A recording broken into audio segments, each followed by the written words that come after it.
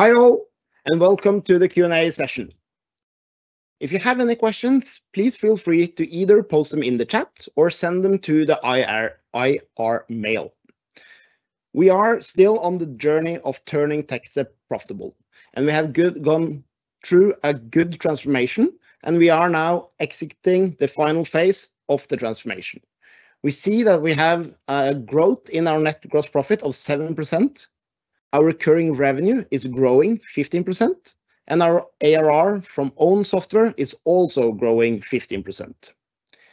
We still see in Q2 a market decline for the hardware business, but it was lower than in Q1. And the market expect the decline to slow down and start to recover during second half of 2023. We signed a very significant contract with Oslo Kommune of 480 million, and together with signing the Helse Sykehusinnkjøp, the Helse agreement earlier this year, we have in total signed 1.1 billion in frame agreements. This is a record for Techstep, all-time high. We have also done refinancing to get more financial flexibility for Techstep after the end of the quarter. And now with growth and the cost optimization, we see now a positive EBITDA adjusted for the third quarter in a row. And also for the last 12 months, we have 8 million in EBITDA adjusted. So let us see what kind of questions we have gotten in. And I will see here and start off. All right. Starting off with a question for you, Ellen. Okay. You have shown a strong development in adjusted EBITDA from last year in the third quarter in a row with a positive EBITDA. But I can see that the adjusted EBITDA for Q2 was lower than Q1, and that you now have 8 million in adjusted EBITDA year to date. Despite the revised outlook, is it still a way to go to 40 to 50 million? Will you make it? Well, first half year is always historically the slowest half part of the year. And in our business, IT sector, the second half of the year is very often generated the majority of your EBITDA for the year. So we have shown in the first half that we have been able to grow our net gross profit and also our margins. And with all the agreements that came in the first half and what we see are now in the pipeline, we really expect exponential growth for the second half. So I think that will be fine. Good. That's going to be great to follow and be part of. Let's see if we have gotten any more questions popping in here.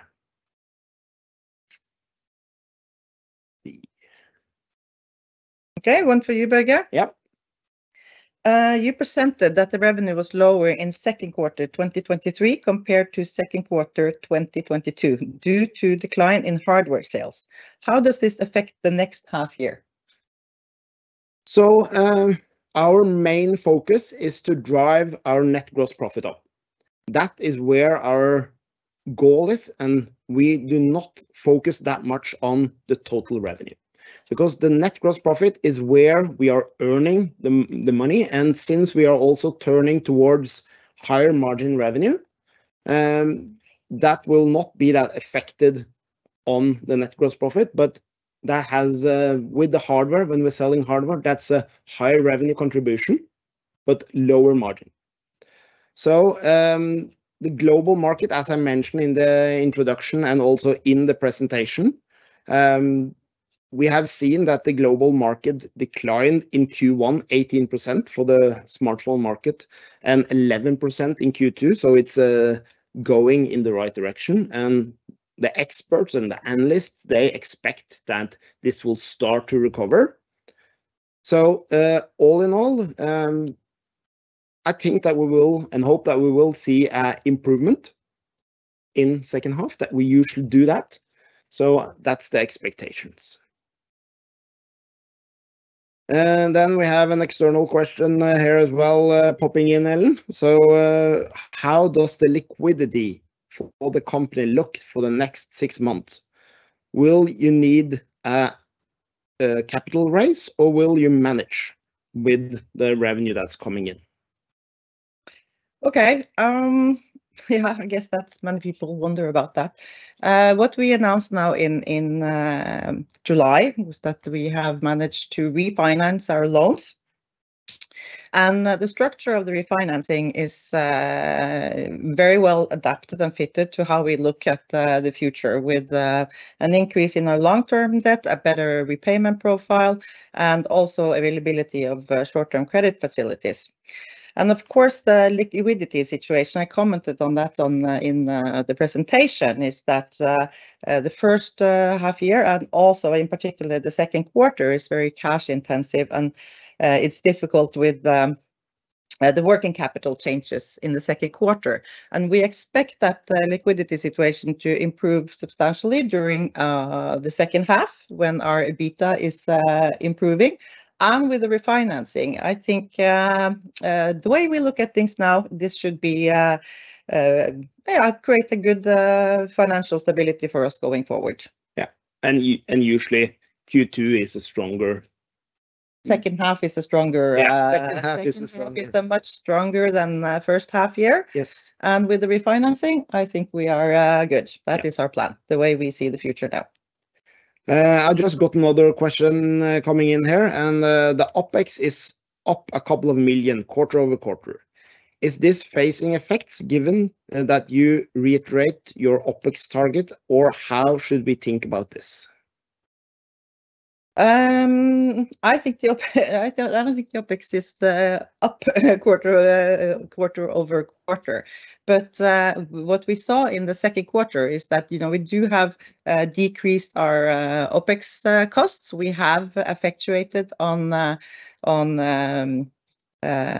our cost optimization plan, and we are where we should be. But as we see, you know, we are also affected by inflation, price inflation, and it's very unstable at the moment, and we don't know how that's going to be looking forward.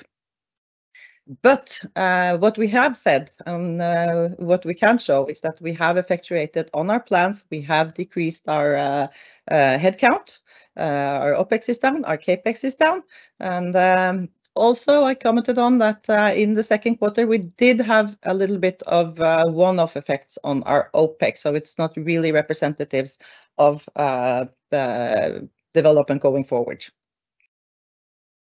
Thank you. Yeah. New one, Børge. Yep. You said that you see a significant growth in tenders from the public sector, both in Norway and Sweden, but you have only communicated agreements in Norway. How is the tender activity in Sweden, and how is Techstep positioned in this market? So we see an increased tender activity, both in Norway and in Sweden, as mentioned.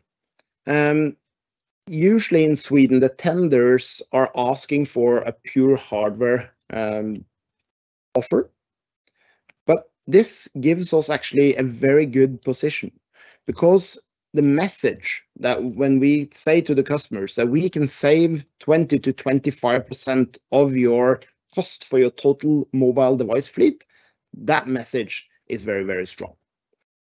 And we also are part of an agreement with Kammarkollegiet, and Kammarkollegiet is where you are able to sell your services and products to the public part of Sweden. And Kammarkollegiet has now said that they will come out with a new tender for mobile technology that will come out based on our estimate end of this year, beginning of next year. So that's even more tailored toward what we will deliver. So based on that, and based on that, we have a very strong track record with signing, of course, of Sykehusinnkjøp and also Oslo Kommune. We have a very strong position. And then here is a new one for you as well. Employees are down another 4% quarter-over-quarter, and are now at a level that seems lower than the original plan.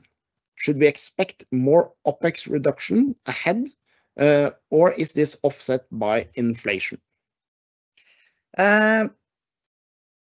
Yes, number of employees are down, and like I said, we have effectuated on our plan, and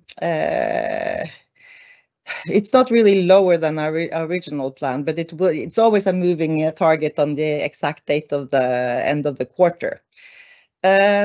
In terms of OpEx reductions, like I said, we are now at where we should be and where our plan is to be.